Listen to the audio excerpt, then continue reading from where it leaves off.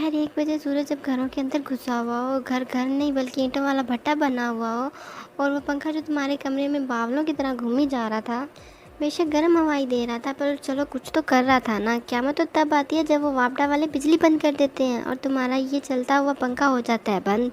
अगर तुम्हारे पास यूपीएस और जनरेटर है फिर तो खैर है, लेकिन जब बिजली 3 घंटों के बाद भी ना आए, यूपीएस जवाब दे जाए, फिर इंकशाफ हो कि ट्रांसफार्मर ख़राब हो गया और ठीक होने में टाइम लगेगा, तब दिल करता है कि तुम रो, अपने बाल खींचो। पर बाल भी कहाँ से खींचोगे, क्योंकि वो तो तुम ऑलरेडी टिंड करवा चुके हो गर्मियों के हाथों।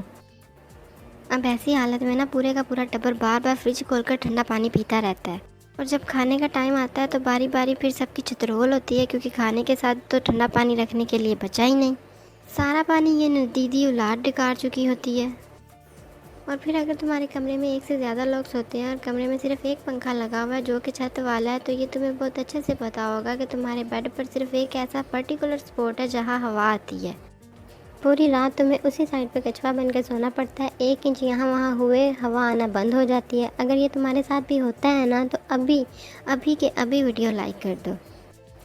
आप इस चिपचिप वाले मौसम से तंग आके जिसमें मुंह को हाथ लगाओ तो यूँ लगता है जैसे जब से पैदा हुए हैं मुंह को एक दफ़ा भी नहीं धोया।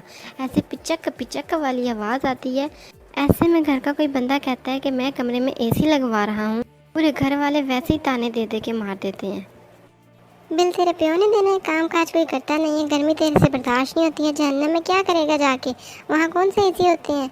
कोई ज़रूरत नहीं है फजूल खर्चियाँ पालने की, औलादें नहीं पाली, मैं मुझे लगता है मैंने शहजादियाँ पाली हैं। लेकिन फिर भी घर वालों के अगेंस्ट जाके जब बंदा अपने कमरे में एसी लगवा लेता है तो फिर आहिस्ता आहिस्ता सारे अब इसी कमरे में सिरकना शुरू हो जाते हैं। फिर तुम्हारे पूरा ख़ानदान का उठना बैठना, खाना पीना, सोना जागना सब कुछ तुम्हारे ही नन्हे से कमरे में हो रहा होता है। तुम्हारी प्राइवेसी तहस नहस हो जाती है। तुम खामोशी को तरस जाते हो, किसी से फ़ोन पे बात नहीं कर सकते, अगर थक जाओ तो सुकून से आँख तक नहीं लगा सकते, क्योंकि 7-10 लोगों की जनता तुम्हारे कमरे में तकिया लगा चुकी है। और ये तब भी तुम्हारे कमरे से उठेंगे जब तुम्हारे कमरे से एसी उठेगा। चलो ये भी बर्दाश्त हो जाता है। और गर्मियों में मुझे जिस चीज़ से शदीद नफ़रत है ना, वो है मक्खियों मच्छरों समेत 30 करोड़ किस्म के कीड़े मकोड़े जो घरों के कोनों खुजरों से निकलना शुरू हो जाते हैं।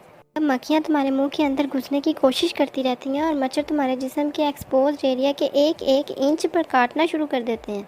और यार फिर ज़मीनी कीड़ों की तो तुम बात ही मत करो, कब कौन सा कीड़ा कहाँ से निकल कर तुम्हारे ऊपर मटर गश्त करना शुरू कर देता है इसका तो तुम्हें खुद भी पता नहीं चलता। और ये लानती कीड़े मल्टीप्लाई होते हैं जब हबस वाली गर्मी में बारिश हो जाए। मुझे समझ नहीं आती बंदा बारिश का मजा ले या कमीनों की तेज़ी से होने वाली पैदावार को घर में जलेबियाँ जला के रोके। पर जो मर्ज़ी कर लो इनका कुछ नहीं उखाड़ पाते तुम। मुझे तो किसी ने ये भी कहा था कि जब ज़्यादा बारिश हो जाए ना गर्मियों में तो ज़मीनों से सांप और बिच्छू निकल आते हैं। अरे भाई उस रात तो अपन बिल्कुल नहीं सोया, पूरी रात ज़मीन और दीवार पर सांप तलाश करते गुजर गई थी। पर मेरा सलाम तो उन लोगों को है जो 40-50 डिग्री पर भी चाय पीना नहीं छोड़ते। बस बहन बड़े दुखड़े हैं, किसी दिन तफसील से बैठकर मैं सुनाऊंगी। और मैं मिलती हूँ अगली वीडियो में एक नए टॉपिक के साथ। अल्लाह हाफिज़, बाय बाय।